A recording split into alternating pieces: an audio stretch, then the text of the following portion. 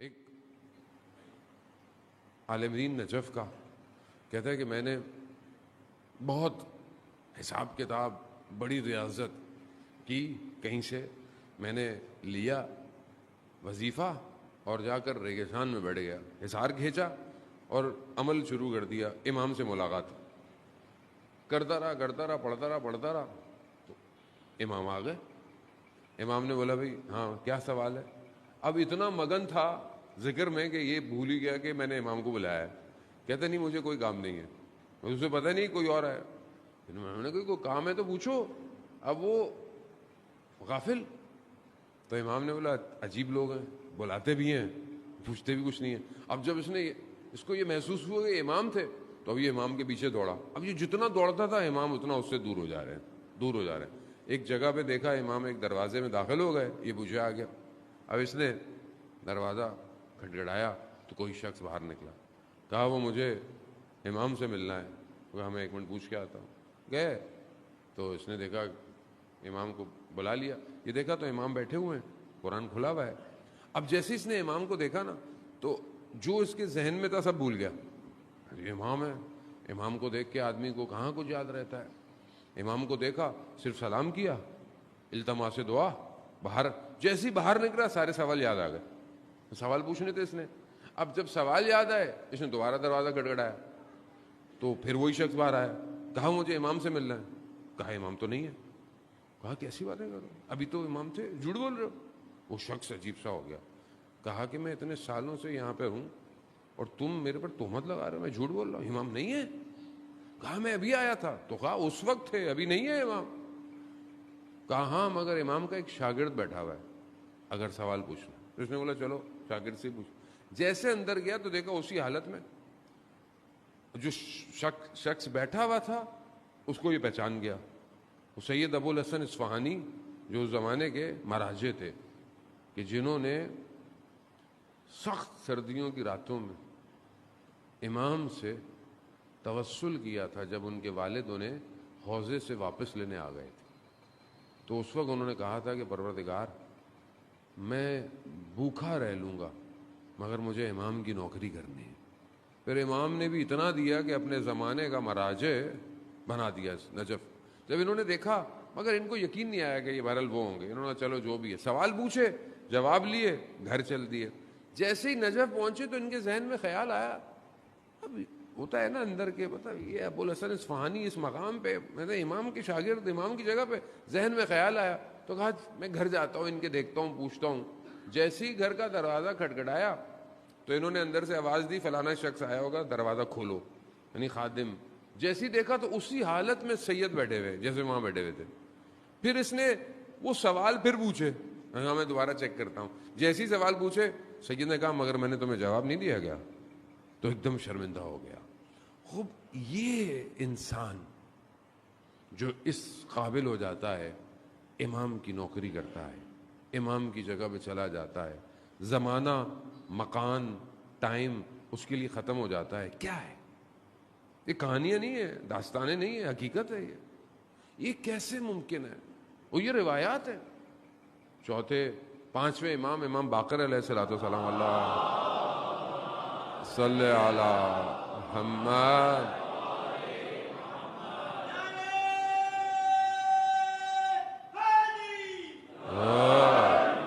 امام خود فرماتے ہیں کہ وہ جو ہمارے آخری کے اصحاب ہوں گے وہ ایک قدم بڑھائیں گے تو ان کا اگلا قدم مدینہ میں ہوگا۔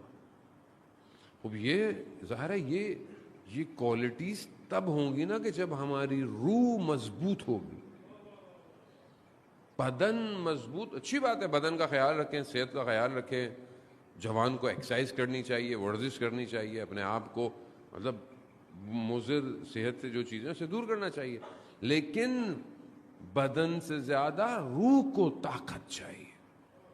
روح جب مضبوط ہوتی ہے تو وہ اپنے وقت میں پھیلنا شروع ہو جاتی ہے۔ ایک روح اگر بزرگ ہو جائے پورے معاشرے پر حاکمیت کرتی ہے، ایک روح۔ آپ دیکھیں گے ابھی 2 دن پہلے شہید عارف کی برسی تھی۔ شہید عارف حسینی آج تک دلوں پہ راج کر رہے ہیں۔ اس کی وجہ کیا ہے؟ روح بزرگ تھی، اور یہ روح تب بزرگ ہوتی ہے جب اس کی خلوت میں سجدے شروع ہوتے ہیں، جس کے سجدے دنیا کو دکھانے کے لیے نہیں ہوتے، جس کے سجدے صرف اپنے رب کی ملاقات کے لیے۔ اب ہماری زندگی میں جو اتنا حیصل ہے، اتنی جو پریشانی ہے، اتنے جو مشکلات ہیں، اس کی ایک سب سے بڑی وجہ ہمارا رب سے جو رابطہ ہے وہ بہت کمزور ہو گیا ہے۔ ہم بہت جلدی گھبرا جاتے ہیں، زندگی میں ٹینشن میں آ جاتے ہیں، ایک دم ہاتھ پاؤں بھول جاتے ہیں، اور جو بھی ہو رہا ہے، مطلب غصہ آیا، غصے میں انسان کچھ بول بیٹھتا ہے۔ کیوں بول رہا ہے؟ بعد میں پچھتاتا ہے آدمی کہ میں نے کیوں کہا، پہلے کیوں نہیں سمجھ میں آتا، بار بار ایک ہی گڑھے میں گرتا ہے۔ جوان، ظاہر جوان ہے، اس کے اندر خواہشات بھی ہیں، تمایلات بھی ہیں، اٹریکشنز بھی ہیں، سب کچھ ہے، بار بار غلطی کرتا ہے۔ بعض اوقات جوان ویسے کرتے ہیں، مولانا صاحب توبہ بھی کر لی، پھر بھی گناہ ہو گیا، پھر توبہ کر لی، پھر گناہ ہو گیا۔ بہرحال وہ رحمان ہے، وہ رحیم ہے، ہم یہ نہیں کہتے کہ وہ معاف نہیں کرنے والا، وہ معاف کرنے والا ہے، لیکن میں بار بار کیوں گر رہا ہوں؟ اس کی وجہ یہ ہے کہ میرا رابطہ کمزور ہے۔ جب انسان کا رابطہ مضبوط ہو جائے تو اسے گناہ کی حقیقت نظر آتی ہے۔ گناہ کی حقیقت کیا ہے؟ آج مجھے معاشرے میں گناہ نظر نہیں آتا، مطلب مجھے تو لذتیں آ رہی ہیں نا، نعوذ باللہ، مثلا مجھے ہر چیز خوبصورت اچھی لگ رہی ہے، مگر ہر خوبصورت چیز حلال تھوڑی ہے۔ جو حلال ہے اس کی طرف دیکھیں، مگر ہر چیز حلال تو نہیں ہے، تو مجھے کیسے پتہ چلے گا حلال میں حرام میں فرق کیسے پتہ چلے گا؟ وہ آئیے، قرآن بہترین واقعہ بیان کرتا ہے، قصص الانبیاء، قصص القرآن احسن القصص ہے۔ حضرت یوسف علیہ السلام کا واقعہ اور زلیخا کا واقعہ بہترین واقعہ، جسے خدا نے اتنے ادب کے دائرے میں بیان کیا ہے کہ کوئی بھی بیان نہیں کر سکتا۔ اس واقعے کو کتنے ادب کے ساتھ، کس احترام کے ساتھ قرآن اس واقعے کو کوٹ کر رہا ہے کہ جب زلیخا نے حضرت یوسف کو بلایا، 7 دروازے بند کر کر خواہش کا اظہار کیا، حضرت یوسف کو زلیخا نظر نہیں آ رہی تھی۔ کمال تو الہی یہی تھا، جب پروردگار کہیں پر بھی حضرت یوسف نے زلیخا سے گفتگو نہیں کی، یا اس کو کہا کہ یہ تو آپ کیا کہہ رہی ہیں، مطلب میں تو آپ کے گھر میں پلا بڑا ہوں، نہیں، کہا پروردگار تیری پناہ چاہتا ہوں۔ یعنی جب انسان اپنے آپ کو خدا کے حوالے کر دے تو خدا گناہ کی حقیقت کو کھول دیتا ہے۔ زلیخا نظر نہیں آئی، شیطان کا چہرہ نظر آیا۔ وہ جب شیطان کا چہرہ نظر آئے گا تو کوئی اٹریکٹ ہوگا؟ نہیں ہوگا۔ وہ کہا یوسف مڑ جا، گھوم جا۔ جب خدا پر توکل ہو تو پھر یہ نہیں دیکھا جاتا کہ دروازے کھلے ہیں یا بند ہیں۔ مڑ جا، مڑ گئے، 7 بند دروازے کھل گئے۔ مگر جو خدا مصر میں تھا وہ خدا آج نہیں ہے۔ اگر ہم بھی خدا کی پناہ مانگیں اپنی تنہائی میں، یہ جو دنیا نے ہمارے لیے بازار گرم کیا ہوا ہے، انسٹاگرام، ٹک ٹاک، یہ سب کیا ہے؟ لذتیں ہیں نا، یہ بار بار آنکھوں کے سامنے آتی ہیں۔ بچہ غلطی سے کلک کرتا ہے، پھر دوسری کلک کرتا ہے، پھر تیسری۔ خوب ہاتھ جلتا کیوں نہیں ہے؟ کیونکہ آگ نظر نہیں آ رہی۔ اگر آپ اپنے آپ کو خدا کی پناہ میں دے دیں تو خدا آپ کو وہ لذت نہیں دکھائے گا، آگ دکھائے گا۔ ہو سکتا ہے آپ اپنا موبائل اٹھا کے پھینک دیں آپ، یقیناً بولے مجھے یہ نہیں چاہیے۔ 10 دن میں جوانوں کو ایک فارمولہ دے رہا ہوں، پریکٹیکل ہے، دیکھیں، کیونکہ یہ سسٹم ہمارا نہیں ہے۔ آپ بولیں جی میں تو نوئے سنتا ہوں، مجلس سنتا ہوں، اچھی بات ہے، آپ سنتے ہیں، نوئے سنیں، مجلس سنیں، لیکن 4 نوئے سنیں گے، 5ویں کچھ اور چیز دیکھیں گے آپ۔ کیوں؟ کیونکہ یہ آپ کا سسٹم نہیں ہے، یہ اس کا الگورتھم ہے۔ اس نے اتنا سسٹم ڈیزائن کیا ہوا ہے کہ وہ 4 آپ کی، 5ویں اپنی چیز دکھاتا ہے، کچھ بھی کر لیں آپ، وہ اس کا سسٹم ایسا ہے۔ وہ آپ کی آواز سن کر، آپ کی نگاہیں، آپ کا IP ایڈریس اس کو پتا ہے کہ یہ کراچی، نارتھ کراچی فلانے بلاک میں سے IP آ رہی ہے، یہاں کے لوگ کیا ہیں، سب پتا ہے اسے۔ وہ RSS اس کا اتنا ڈیٹا کیلکولیٹڈ ہے، وہ آپ کی چاہتوں کو سب کو جانتا ہے، سب سسٹم بنا ہوا ہے۔ ایک آپ کی شکل کو میں جانتا ہوں، ایک آپ کی پرسنالٹی کو آپ کے گھر والے جانتے ہیں، اور ایک آپ کی پرسنالٹی کو یہ کمپیوٹر یا موبائل جانتا ہے کہ یہ کہاں کہاں گھومتا ہے، یہ کیا کیا دیکھتا ہے، یہ کیا کیا پسند کرتا ہے۔ اس نے آپ کی ایک شکل بنائی ہوئی ہے اپنے اندر، اس لیے وہ چیزوں آپ کو دکھاتا ہے۔ ایک چیز آسان سی عمل کریں نا، ظاہر ہے اگر کسی اپلیکیشن پر آپ سے گناہ ہو جائے جو کہ آپ نہیں چاہتے، آپ یقیناً نہیں چاہتے، آپ امام حسین کے ماننے والے ہیں، کبھی بھی یاد رکھیں اہل بیت کا ماننے والا فاسق نہیں ہو سکتا۔ میں نہیں کہہ رہا شخص امام جعفر صادق علیہ الصلوۃ والسلام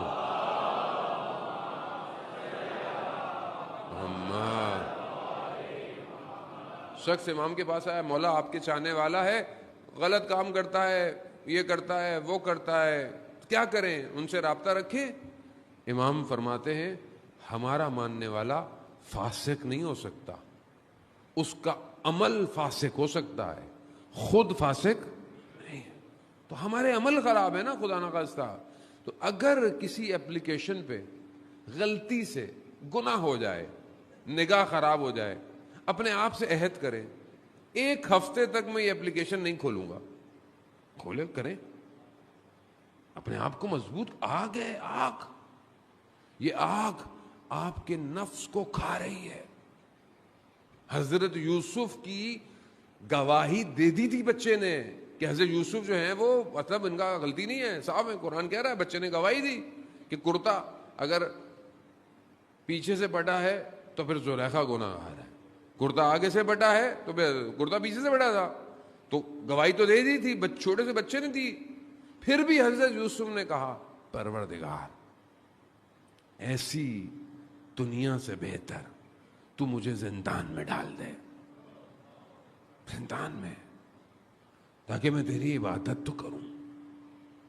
آج دنیا موقع نہیں دے رہی، نہ عبادت کا نہ ذکر کا۔ الدنیا سجن مومن، دنیا مومن کا زندان ہے، اور مومن اس دنیا سے پرواز چاہتا ہے۔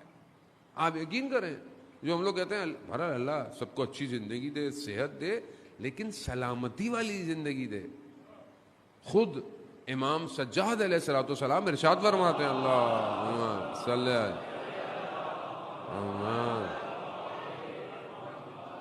امام ارشاد فرماتے ہیں کہ پروردگار زندگی ایسی ہو جو تیری عبادت میں گزرے، اس سے پہلے کہ یہ زندگی شیطان کی چراگاہ بن جائے اٹھا لے۔ زندگی اگر اس کی عبادت میں ہے تو بہتر ہے، اس سے پہلے کہ اگر خراب ہو۔ عزیزان محترم، دنیا سے جانے میں گھبرانا نہیں چاہیے آدمی کو، کیونکہ ہماری اٹیچمنٹ اتنی ہے نا دنیا سے، اب ہمیں ڈر لگتا ہے میں مر جاؤں گا تو کیا ہوگا۔ ابھی انسان مر جائے گا تو کیا ہوگا؟ سب سے پہلے اسے اپنی بلونگنگز، جو چیزیں اس کے ساتھ جڑی ہوئی ہیں، اس کا خوف ہوتا ہے، یہ کہاں جائے گا، یہ کہاں جائے گا، کیونکہ اٹیچمنٹ بہت زیادہ ہے نا۔ اور جب انسان کو اٹیچمنٹ نہ ہو تو بڑے آرام سے جائے گا۔ بہلول دانا کہ جب وہ زمانے میں جو حاکم تھا، خلیفہ تھا، اس نے بولا کہ یہ قیامت والے دن سوال جواب کیسے ہوں گے؟ تو اس نے بولا ٹھیک ہے، روز قبرستان آ جانا۔ تو اس نے دیکھا قبرستان میں ایک بڑا سا توا، لوہے کا بدن، کوئی چیز تھی جس پر نیچے آگ لگائی ہوئی، اس کو گرم کیا ہوا۔ سوال جواب کیسے ہوں گے؟ کہا ایسے ہوں گے، میں بتاتا ہوں، اس پر کھڑے ہو جاؤ اور اپنا نام اور جو جو تمہارے پاس ہے وہ بتاؤ۔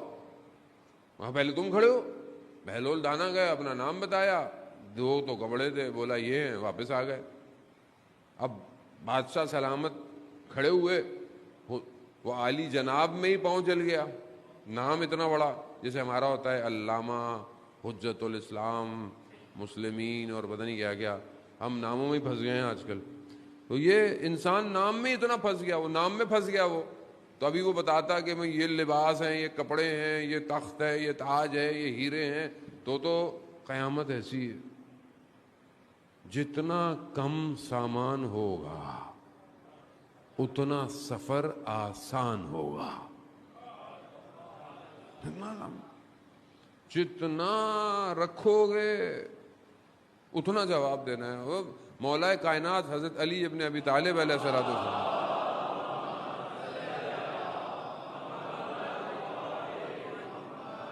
امام کیا فرماتے ہیں کہ تعجب ہوتا ہے اس دنیا میں جس کے حلال میں ثواب سوال اور جس کے حرام میں عذاب.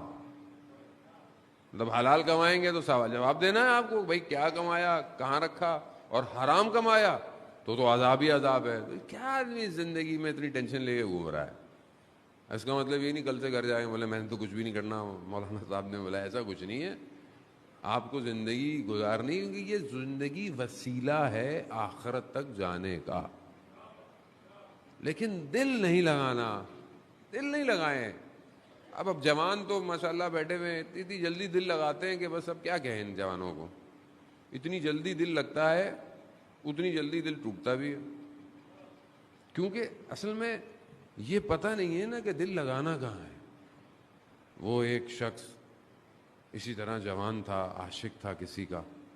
رات برف گر رہی تھی، کھڑکی کھول کر صرف اس لیے کھڑکی پہ بیٹھا رہا کہ محبوب شاید کسی لمحے اپنی کھڑکی پہ آئے گا. رات گزر گئی، برف میں یخ ہو گیا. کچھ دیر بعد صبح صادق ہوئی تو مسجد سے آواز آئی تو اس نے دیکھا کہ کچھ عاشق معشوق کی طرف گھروں سے نکل رہے ہیں. تو اس نے کہا کاش میں اس عشق میں رات بیٹھا ہوتا، اولیاء خدا ہو جاتا. عزیزان محترم، میں زیادہ بہرحال آپ کا وقت نہیں لوں گا. عزیزان محترم، بس ایک وہ حضرت موسیٰ علیہ السلام، آپ کو پتہ ہے اللہ کے کتنے پیارے نبی ہیں، کلیم اللہ ہیں. قرآن بھی کہتا ہے حضرت موسیٰ نے خدا سے کیا کہا، ارے نہیں میں آپ کو دیکھنا چاہتا ہوں. خدا نے کیا کہا، لن ترانی، تم مجھے نہیں دیکھ سکتے. پھر بھی حضرت موسیٰ نے کہا بھائی دیکھنا ہے، اور اپنے لوگوں کو بھی لے کے گئے. خدا نے کیا کیا، تجلی کوہ طور پر دی، سب بے ہوش ہو گئے. بے ہوش نہیں، وہ مر گئے. وہ جو ساتھ تھے نا وہ مر گئے. حضرت موسیٰ بے ہوش ہو گئے. جب ہوش میں آئے دیکھے تو مرے پڑے. تو کہا پروردگار اگر یہ مر گئے تو میں واپس جا کے جواب کیا دوں گا؟ کہ بولیں گے مار دیا، پر ان کو زندہ تو کرے. اب یہ جو ایک بہرحال میں اس کی تفسیر میں یا کسی اور میں نہیں جاتا، بس میں ایک مفہوم آپ کی خدمت میں عرض کرنا ہے. یہ جو کہا کہ میں دیکھنا چاہتا ہوں، تو ایک شاعر وہ کہتا ہے کہ جب کلام کر سکتے تھے تو دیکھنے کی ضرورت تھی ہی نہیں. جب آپ اس سے کلام کر سکتے تھے تو دیکھنے کی ضرورت، اصل کلیم اللہ جب کلام ہو رہا ہے تو یہ بات ہی نہیں کرنی چاہیے تھی کہ مجھے دیکھنا ہے. سعدی جو شاعر ہے بہت بڑا، وہ کہتا ہے کہ یہی جو خدا نے کہا نا کہ لن ترانی، تم مجھے نہیں دیکھ سکتے، خوب یہی بات خدا کی طرف سے آنا تمہارے لیے کافی تھا. کہ خدا کہہ رہا ہے کہ بس اصل تم نہیں دیکھ سکتے، اصل وہ تم سے کلام کر رہا ہے، اس سے بڑھ کر اور کیا ہو سکتا ہے. مگر حافظ جو ان سے بھی بڑا شاعر ہے، وہ اس واقعے کو کیا کہتا ہے، اور آپ سے التماس سے دعا. حافظ کہتا ہے کہ دیکھا یا دیکھنے کی خواہش تو اس کی جاتی ہے جس سے تم سے دور ہو. دیکھنے کی خواہش، ارانی میں دیکھنا چاہتا ہوں، کہا دیکھنے کی خواہش تو اس کے لیے کی جاتی ہے جو دور ہو تم سے. وہ تو شہرک سے بھی زیادہ قریب ہے، اسے دیکھنے کی خواہش کیوں؟ عزیزان محترم، بس اپنی زندگی میں لقاء اللہ کی کوشش کریں.